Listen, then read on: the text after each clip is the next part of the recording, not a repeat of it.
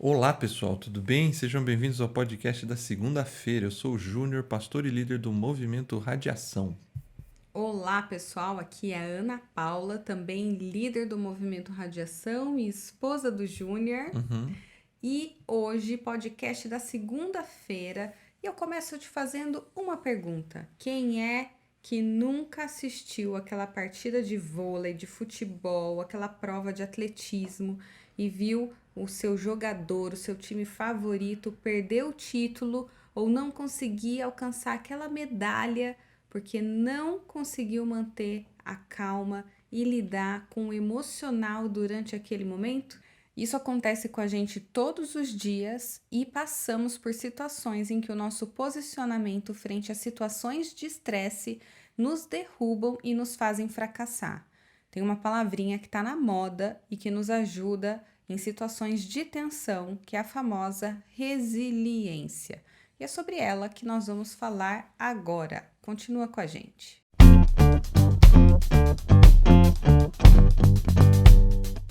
Júnior, você abriu a reflexão fazendo uma diferenciação que eu achei bastante importante. Porque tradicionalmente a resiliência ela é vista como no conceito da física, em que você avalia o seu nível de resiliência, ou seja, a capacidade de voltar ao seu estado normal após uma situação de estresse. Mas a verdade é que a gente vive num tempo volátil, com mudanças que acontecem a todo momento. E o estresse faz parte da nossa rotina, a gente vive pressão o tempo todo. Sim, É bem verdade que a pressão ela é exercida em intensidades diferentes ao longo do dia, ao longo do tempo, mas ele existe a todo momento. E é por isso que resiliência hoje é algo extremamente necessário, porque ela é a nossa capacidade, é diferente do conceito da física, eu digo que é a nossa capacidade de manter a nossa forma, a nossa melhor capacidade durante uma situação difícil. sim, e nesse sentido, o personagem que é o escritor do texto que a gente usou, que é Paulo, ele é uma das figuras bíblicas assim que eu poderia chamar da especialista nesse tema da resiliência. Se alguém viveu sob pressão, foi Paulo, no seu ministério, no que a gente tem escrito sobre ele, é muito intenso. Tem textos que ele fala assim: tantos naufrágios, tantas chicotadas, tantas vezes expulso de uma cidade, Preso. preso, noites mal dormidas, fome. A própria transição de alguém que era um estudioso, um judeu reconhecido, levou literalmente um tombo e mudou radicalmente a sua forma de pensar e encarar o cristianismo. Ali já teve que ter uma virada de mente muito grande, né? Ele tem uma reinvenção ali, para usar o termo do nosso encontro desse final de semana, né? Então, Paulo, assim, ele realmente é um especialista nisso, alguém que faz exatamente o que você está falando. É alguém que mantém a sua essência num estado de pressão muito intenso. Uhum. E a passagem que a gente usou, de alguma forma, reflete essa verdade de forma bem sintética e resumida de Paulo, né? Eu vou até aproveitar para ler de novo, que é curto, em 2 Coríntios 4, 8 e 9.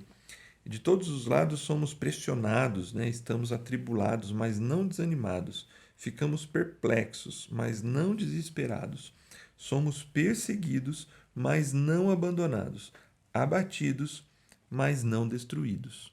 Paulo apresenta aqui quatro coisas, quatro maneiras de ser extremamente pressionado e a forma como ele lidava com isso.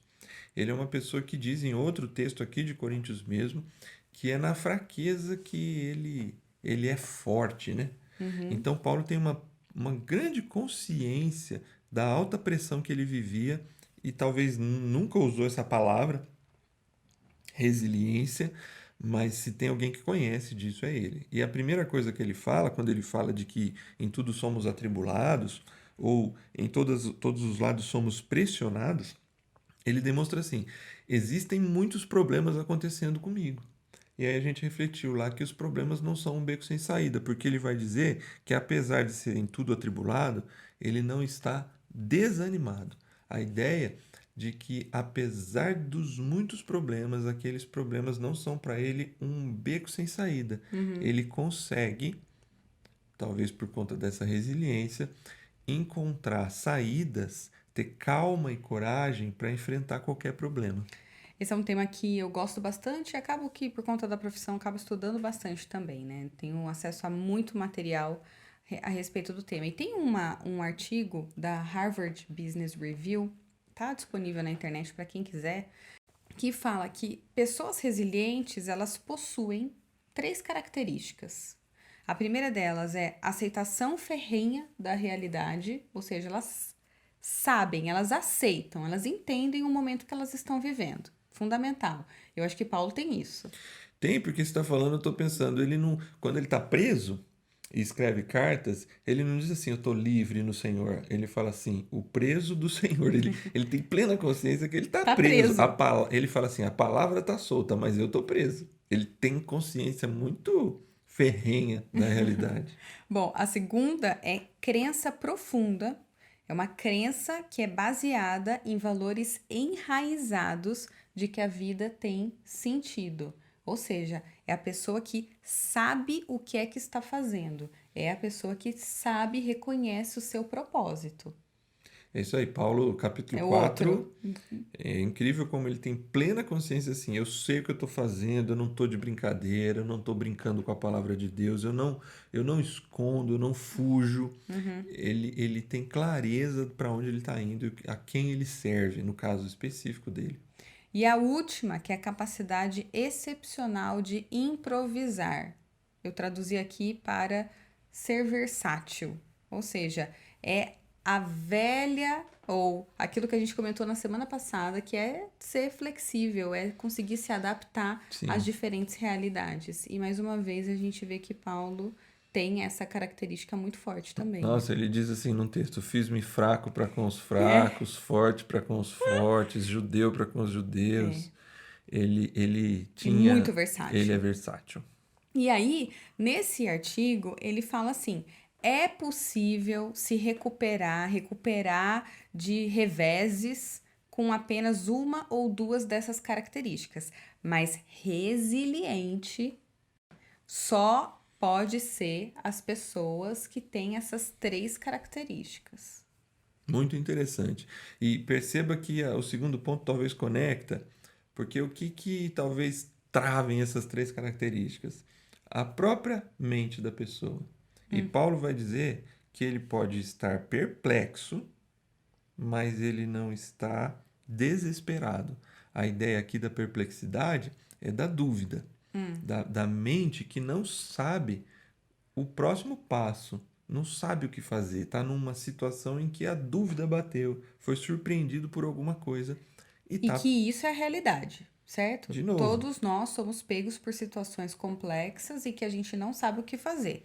O problema é quando a gente se deixa aprisionar por elas. Isso é o que Paulo fala. Ele tem dúvidas, mas ele não vai se deixar aprisionar por nenhuma delas. E Eu fico perplexo, mas eu não entro em eu não desespero. entro num looping, né? Naquele looping Isso, eterno que essa você é a não sai palavra. daquilo. Isso aí. E não é difícil da gente encontrar pessoas que passam por situações, por dilemas de vida e, Júnior, sempre recaem nessa mesma questão, né? Sim, isso está ligado ao próximo ponto, que ele vai dizer assim que ele pode ser perseguido, mas não abandonado.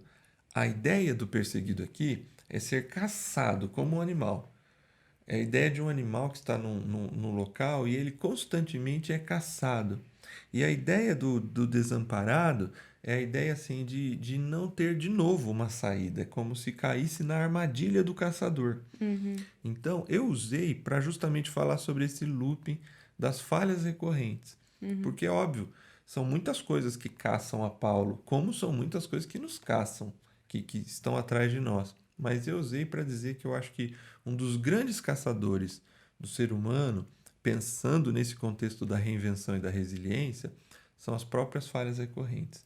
Que a gente cai de novo naquele mesmo erro e aquilo está sempre à espreita da gente, a ponto de pegar a gente de novo e fazer a gente se sentir numa armadilha, como se aquilo a gente nunca fosse se ver livre daquilo.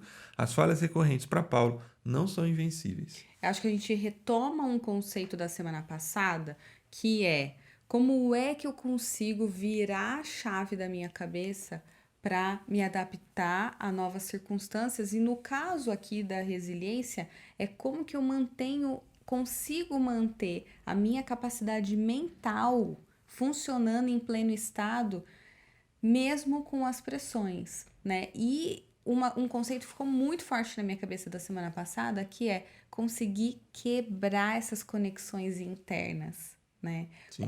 Como é que eu consigo fazer essa ruptura com coisas do passado ou coisas que eu não quero me desvencilhar e que me mantêm presas e não me deixam encarar a nova mudança sob uma perspectiva, uma ótica diferente. Sim, a gente até falou de compaixão e aspiração nesse ponto. Sim. Porque você precisa, obviamente, ter compaixão consigo mesmo, exercer compaixão com os outros e consigo.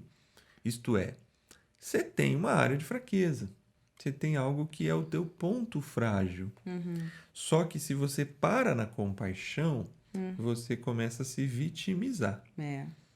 E aí você tem que aprender e aspirar um momento diferente.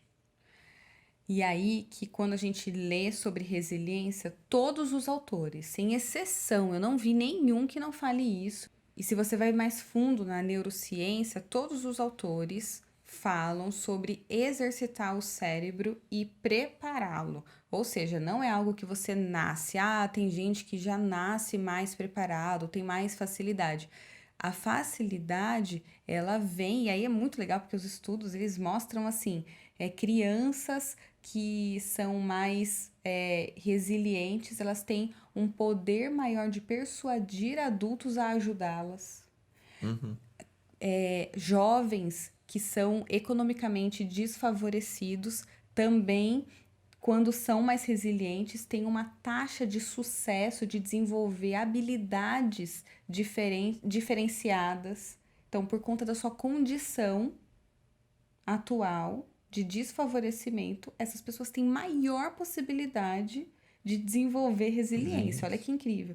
E tanto que os primeiros estudos sobre resiliência vieram de campos de concentração, né? Ao estudar pessoas que passaram pelo campo de concentração e que tinham e conseguiram fazer a conexão, a virada mental para não ficar no looping. O Viktor Frankl é um exemplo que eu usei. Ele é um judeu austríaco que viveu em 4 campos de concentração na Uau. Alemanha nazista.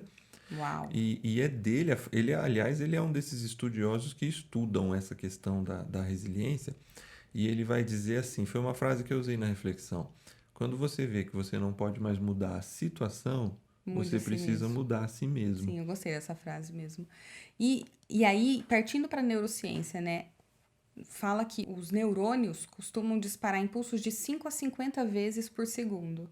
O que isso quer dizer? Que em um minutinho, 1 minuto por dia, se você exercita o seu cérebro a ser resiliente, quer dizer que você vai ficar mais forte. Ou seja, não quer dizer que você não vai errar, não quer Sim, dizer que você não vai passar por situações difíceis, mas quer dizer que cada vez mais o seu erro vai ser mais consciente. E quanto mais consciente, quanto mais autoconhecimento você tiver, mais resiliente você se torna. exatamente. Aí a gente chega, porque é interessante perceber também que essa fala de Paulo, apesar de tratar de 4 coisas diferentes, é quase que uma escada. É um degrau que vai ficando um nível mais difícil, vamos pensar assim, né? Porque a última coisa que ele vai dizer é assim: abatidos, mas não destruídos. Eu achei muito interessante pesquisando o termo abatido. É assim, nocauteado mesmo. É a coisa do estar no chão, né? E, só que Paulo diz assim: eu posso ter sido nocauteado, mas eu não estou destruído.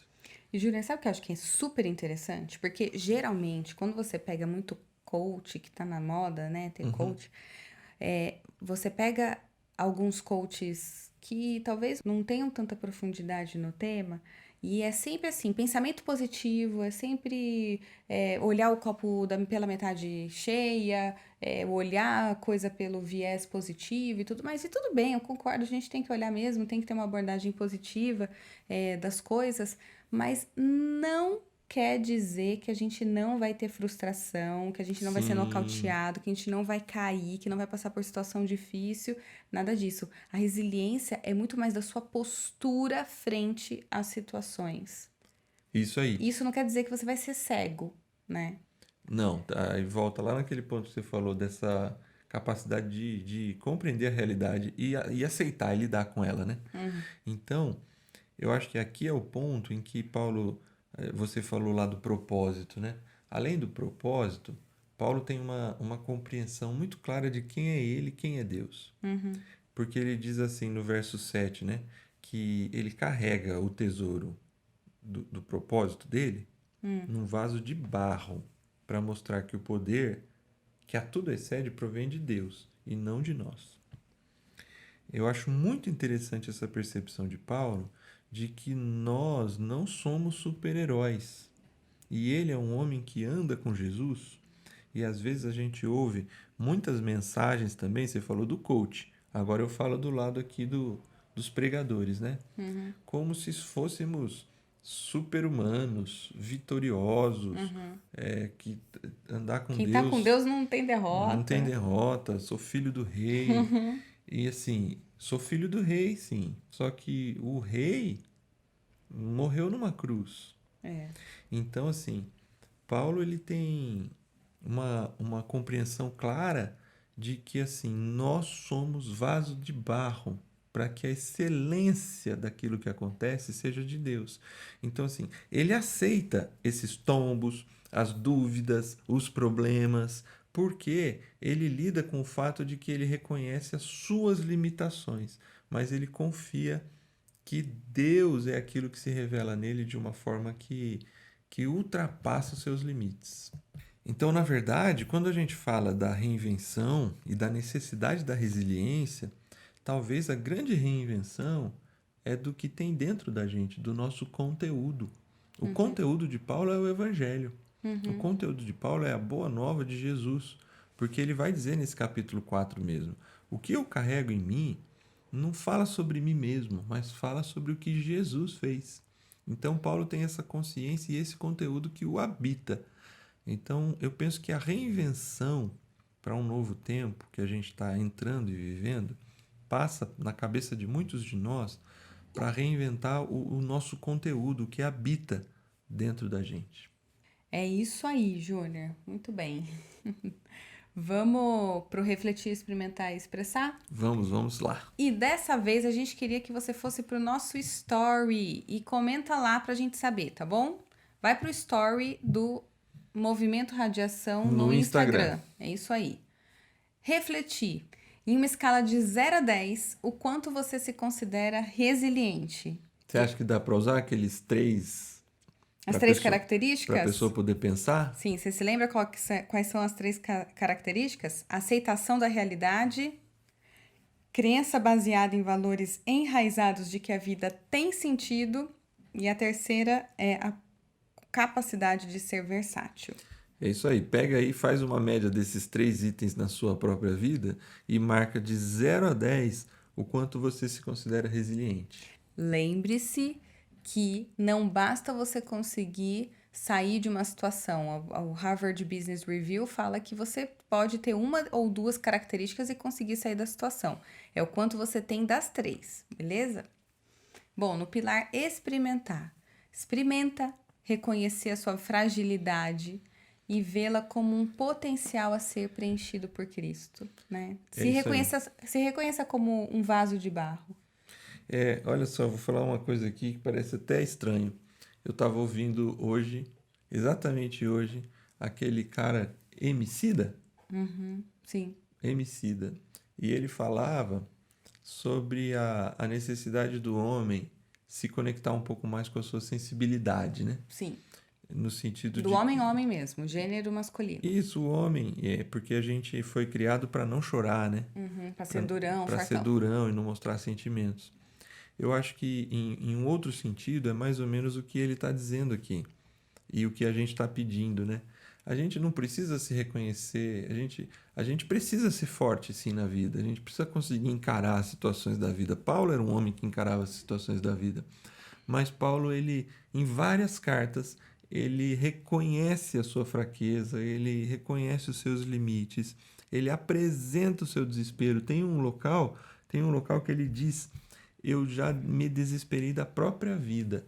Ele revela esse sentimento de profunda angústia que ele já viveu. Ele não refuta a situação, ou seja, ele tem a capacidade de entender, compreender a realidade dele. É o mesmo cara que diz: em Cristo somos mais do que vencedores. Mas isso não impede, e somos mesmo. Só que somos frágeis. E eu acho que experimentar esse reconhecimento da nossa fragilidade é sim um potencial para ser preenchido por Cristo e encontrar o que Paulo encontrou: força na fraqueza. Isso aí. E por fim, expressar. Compartilha essa experiência com outras pessoas. Durante o período de isolamento, a gente está vendo que tem muita gente sofrendo demais e nós podemos ser a presença tangível de Deus para elas. E aí, um convite de usar a hashtag Deus se importa, marca o movimento Radiação para a gente poder encontrar. Não adianta usar só a Deus se importa, senão a gente não consegue encontrar você. Então, usa a sua hashtag Deus se importa, marca o movimento Radiação e não esquece de marcar com a gente, compartilha a sua experiência de como Deus pode ajudar a ficar mais forte num momento como esse de pandemia. Sim, tem um salmo que diz que Deus habita com o contrito de coração. Então, assim, se tem alguém que se importa com o sofrimento do mundo e das pessoas, é Deus. As pessoas precisam saber disso, que Deus se importa com a gente. A gente está num momento que tem muita gente lançando essa ideia de que a vida importa, né? Black Lives Matter, a gente está vendo essa crise nos Estados Unidos. Deus está... É muito importante perceber que Deus está de olho em todas essas coisas e Deus se importa com a situação das pessoas. Eu acho que se você puder abençoar alguém com a hashtag Deus se importa, a gente te desafia a fazer essa semana. É isso aí, abençoe alguém. Ótima semana para vocês e a gente não se vê na quarta. Vem podcast novo aí essa semana. Vem, a gente está lançando essa semana na sexta-feira, sob o comando dos 3 garotos, Gabriel, Henrique e Tom Nunes, o Corrente Contínua. Você não pode perder o Corrente Contínua. É uma outra pegada, é muito legal. Eu já ouvi hoje uma prévia do que eles estão fazendo, vale a pena. É isso aí, pessoal. Um beijo a todos e até mais. Tchau, pessoal.